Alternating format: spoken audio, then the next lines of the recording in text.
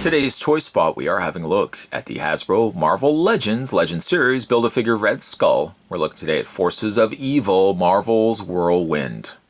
Though it will not say that on the front. Okay, Spot will stop. I won't say it anymore. It comes to us from the Forces of Evil category of this Legends series. The side of the package features Cottonmouth. The other side features Whirlwind. And spin around the back of the package. It's a better look at what the two figures will look like. Each sold separately. So just in case you think Cottonmouth somewhere is inside that packaging, no, not at all. It's only one figure. Unnaturally strong and relentlessly brutal, these harbingers of destruction are bad to the core.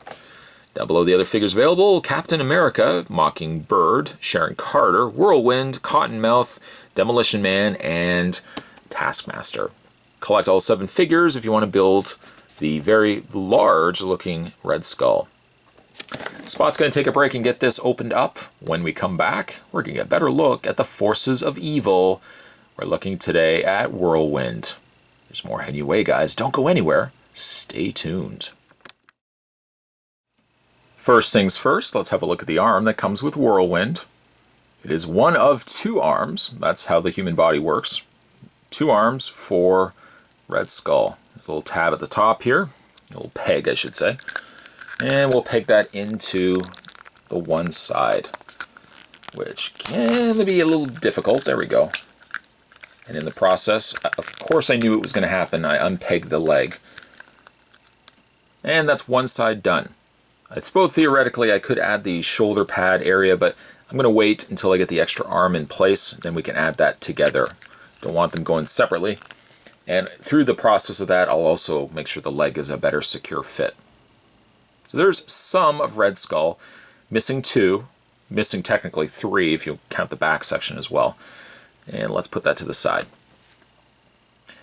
The first thing I'm immediately treated to is a breath of fresh air when we're having a look at Whirlwind. Not everyone's cup of tea perhaps, but I think having looked at such realistic looking designs between Sharon Carter, Mockingbird, and Demolition Man, I think was a good kind of starting point.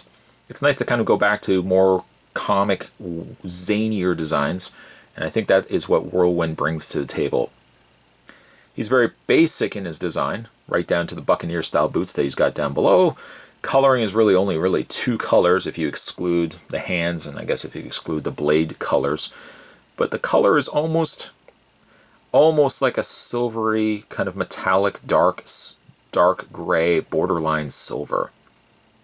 And then the coloring, it's almost got like a green, an olive green, I guess would be a safe assumption to make. I like his face, even though technically you don't really see his face. You see his eyes and you see his mouth. The helmet is not removable, just in case you're wondering. But it's different in a fun kind of way. Styled back, more simplistic in his design versus the other figures that we had to look at. He just kind of brings more fun back to the Marvel Legends line that I was kind of so missing the first 2 figures that we had to look at. The buzzsaw blades are not sharp and they are removable, as you've already seen Spot just drop one. Let me just retrieve that right now. Yes, as Spot retrieves the buzzsaw blade, you can see how it pegs into place.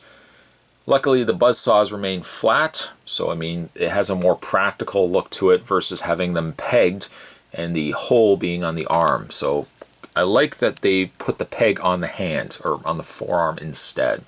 And both buzzsaw blades are removable, as you can probably see by my other example here of removing it.